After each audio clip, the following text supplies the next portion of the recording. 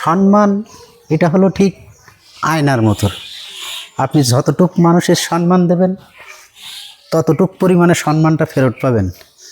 যেমন আমাদের জাতীয় ফুল দেখেন শাপলাকলি, এই যে দেখতে এত সুন্দর লাগছে, আপনারা দেখলেই বুঝতে পারছেন ভিডিওর মাধ্যমে।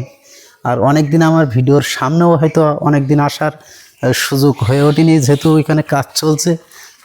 অনেকটা সময় দেখবেন যে বাঘটা দেখছেন, যে বাঘের যে আকৃতি, ছোট বাচ্চারা এসে ভালো পার্কের ফিল নিতে পারবে, বা সেইভাবে খুব সুযোগ সুবিধা মতো বাচ্চারাও এসে একটু শান্তির ছায়া খুঁজে পাবে।